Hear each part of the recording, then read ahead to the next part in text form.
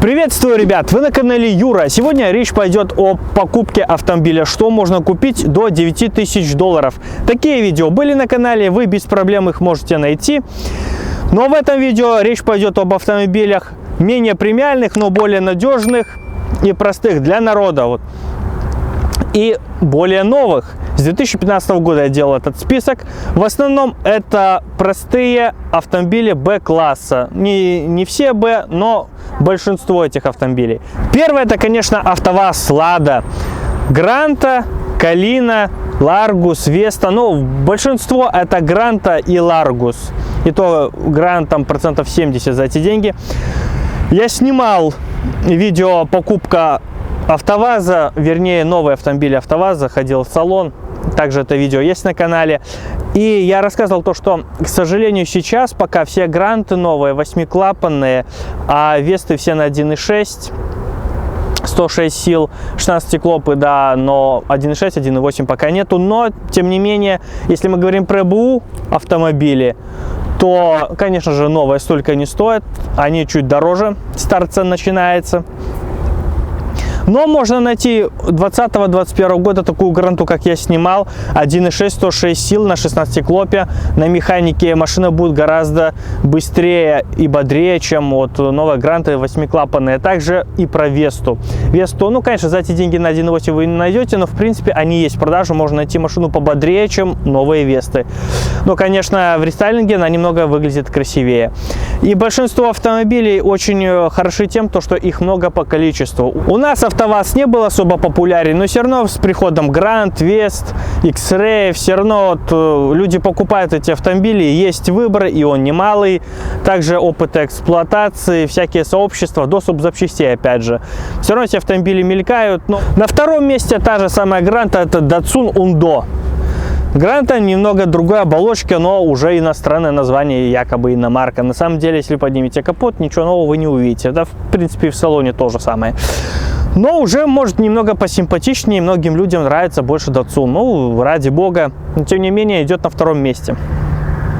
Я здесь не распределяю места, кто лучше на первом, кто похуже последующие места. Здесь просто список, как у меня в голове, так я и произношу то, что было в продаже за эти деньги. Дальше идет самый популярный автомобиль, это Логан. Логан первый и второй, ну, конечно, первый попроще, второй поновее, посимпатичнее, поинтереснее автомобиль. Встречаются на 82 лошадиные силы двигатель, на 113 лошадиных сил, уже с цепным приводом ГРМ. И тот Логан также был обзор. Простой Логан на 82 лошадиные силы и Логан Stowaway на 113 лошадиных сил. На 82 их больше, конечно, но на 113 будет подинамичнее. Преимущество автомобиля это, конечно, их количество, и гораздо больше. Но здесь есть такой момент очень скользкий и спорный. То, что так как автомобили не производятся, их нет сейчас и новые не поставляются, значит, может возникнуть проблема с запчастями. Первое, я хочу сказать, то, что вот сейчас проект идет с B3, я регулятор на печку купил новый. Для 30-летних автомобилей производятся запчасти. Новый регулятор на печку, это там не сайлент-блок, не стойка стабилизатора, там не амортизатора, даже регулятор на печку новый сделали. То же самое я видел новые амортизаторы на Логан. И плюс еще к этому, насколько я знаю, такими автомобилями не владел, но те, кто владели, знают всю суть. Отпишитесь, пожалуйста, в комментах, может, мы кому-нибудь поможем. Насколько я знаю, у Логана и у Весты разболтовка дисков одинаковая, значит, ступицы подходят и ступицы взаимозаменяемые. И по логике должны подходить немного амортизаторы по креплениям.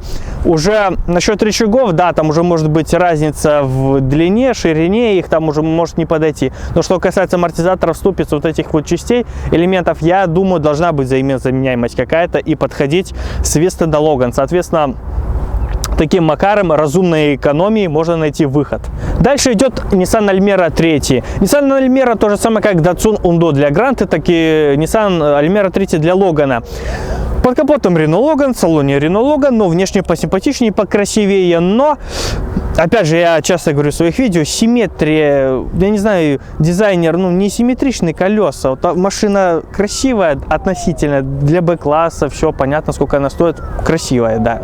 Спорный вопрос, но все равно она нормальная, хорошая. Но колеса кто нарисовал, она меньше По-нормальному нужно больше арки чуть расширить и больше диски туда поставить. Ну и в целом автомобиль подороже, и, к сожалению, меньше его на рынке, с учетом того, все равно, почему мне более симпатичны Логан и Гранты, с точки зрения, если возникнет ДТП, дверь, крыло, там вот такие вот элементы кузовные проще найти, чем на Nissan Almera, потому что они есть. Кто-то сейчас может написать в комментах: да, есть запчасти, что ты паришь, как недавно тоже видео шортс вышло короткое насчет апелей, и там тоже написали: кузов купе редкий, но запчастей, дверей валом на них. А будут ли они через год-два? А не подскачут ли цены на эти запчасти? То же самое и здесь. Логанов больше, соответственно, больше запчастей, больше разборок их будет, спокойнее. Вот именно из-за этого спокойнее. Дальше идет, конечно же, Солярис. Ну, Солярис, акцент, одна и та же тема. Есть, конечно, да, безусловно, есть отличия, но в целом это одна и та же машина, по большому счету. С 2015 года, от 2015 года стояла белая машина в седане. 1.4, 200 тысяч, белый автомобиль, достаточно еще в нормальном состоянии, то есть тоже есть варианты, можно брать и искать. Большинство автомобилей, которые я называю, это все с двигателем 1.6 атмосферным, ну вот как у Соляриса 1.4. В целом 1.6 у любого концерна это простой, надежный атмосферный бензиновый мотор, который не может быть там сверх таким ненадежным, потому что там достаточно простая конструкция и ничего серьезного не сломается.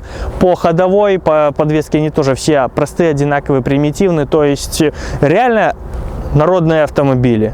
И что более народное, давайте обсудим в комментах, пишите свой вариант. Поспорим, пообсуждаем.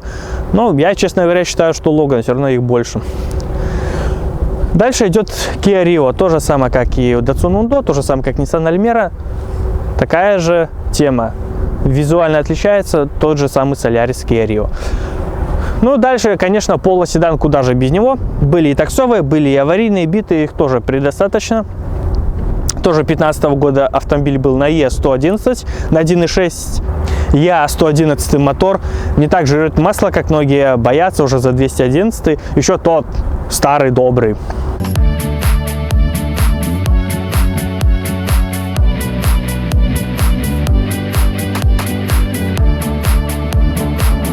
Шкода Rapid также попадалась, но более редко. Их меньше по количеству, и она дороже, чем полоседан было. Я уже в обзоре говорил, почему. Но, тем не менее, они есть. И также, если уже B-класс не особо интересен, за эти деньги попадались автомобили Peugeot 408 первый, также на 1.6 на механике, но, тем не менее, это уже не B-класс, а уже поинтереснее автомобили. 408 Peugeot. Citroёn C4 второй, также тоже уже более симпатичная машина, все равно не B-класс, уже поинтереснее, покрасивее. Ford Focus 3, также с бензиновым двигателем в кузове универсал, C-класс, более практичный, более объемный автомобиль, более премиальный среди вот таких марок. Тоже очень хороший вариант, чтобы купить, но не таких много в продаже. Поэтому все же я за эти деньги шел бы в B-класс. Они проще, надежнее, их больше по выбору.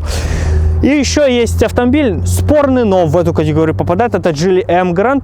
Я снимал такой автомобиль, был на него обзор, но автомобилей не так мало, их меньше по количеству, тяжелее будет найти.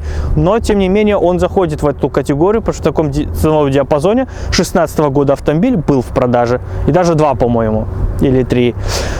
Всего было порядка 164 автомобилей за такой период года выпуска, с 2015 года по сегодняшний момент. И в таком ценовом диапазоне вот все эти автомобили появились. Конечно, были Jetta 6, Шкода Octavia.